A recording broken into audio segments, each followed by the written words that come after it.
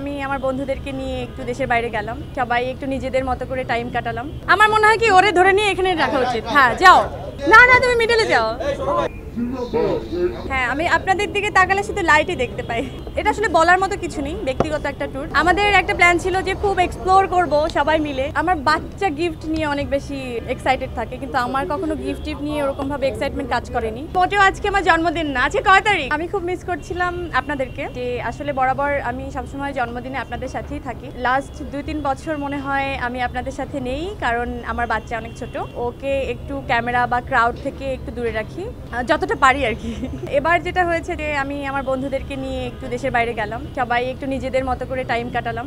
তারপর মনে হলো যে না, সবাই যেভাবে উইশ করছে আমাকে, তো মনে হলো যে সবাইকে নিয়ে একটু খানা পিনা করা যায়। তো তার জন্য আমার মনে হলো বেস্ট হচ্ছে নোঙর। এই নোঙরটা হচ্ছে আমার খুব ক্লোজ এক ছোট ভাইয়ের ক্লোজ মানুষদের। হ্যাঁ, আমি আপনাদের দিকে তাকালে শুধু লাইটই দেখতে পাই। ট্যুর তো আসলে 10 দিনের ছিল, এটা আসলে বলার মতো কিছু নেই, ব্যক্তিগত একটা ট্যুর। আমরা বন্ধুরা মিলে আসলে ঘুরতে গেছিলাম, আমার বাচ্চা ছিল আমার সাথে। এই তো একটা নতুন একটা অভিজ্ঞতা নিয়ে ফিরলাম, যে বন্ধুরা একসাথে দূরে গেলে কেমন লাগে। 3-4 দিন তো বৃষ্টি ছিল, আমরা ঘুরতে পারিনি ওভাবে।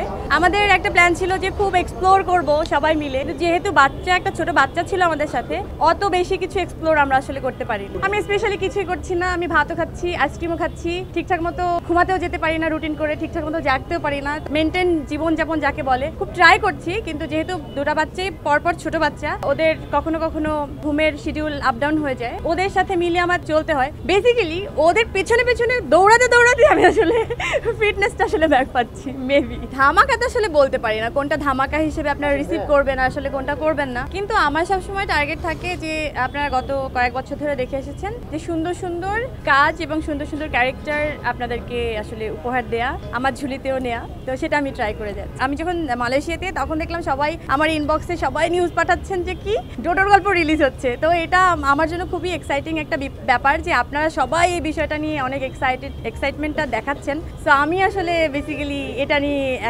এখন ফাইনালি মনে হয় যে মুভ করার সময় হয়ে গেছে, প্রমোশনটা স্টার্ট হয়ে গেছে। তো প্রমোশনটা যে আপনাদের হাত ধরে হয়েছে, এটা সব থেকে অনেক একটা দারুণ ব্যাপার আমার জন্য। আমার বাচ্চা গিফট নিয়ে অনেক বেশি এক্সাইটেড থাকে, কিন্তু আমার কখনো গিফট নিয়ে ওরকম ভাবে এক্সাইটমেন্ট কাজ করেনি। আমার মনে হয় যে সবাই একটু উইশ করলো, হ্যাপি বার্থডে বললো, ওই ব্যাপারটাই আমার কাছে অনেক বড় গিফট। আমার মনে হয় কি ওরে ধরে নিয়ে এখানে রাখা উচিত। হ্যাঁ যাও, না না তুমি মিডলে যাও।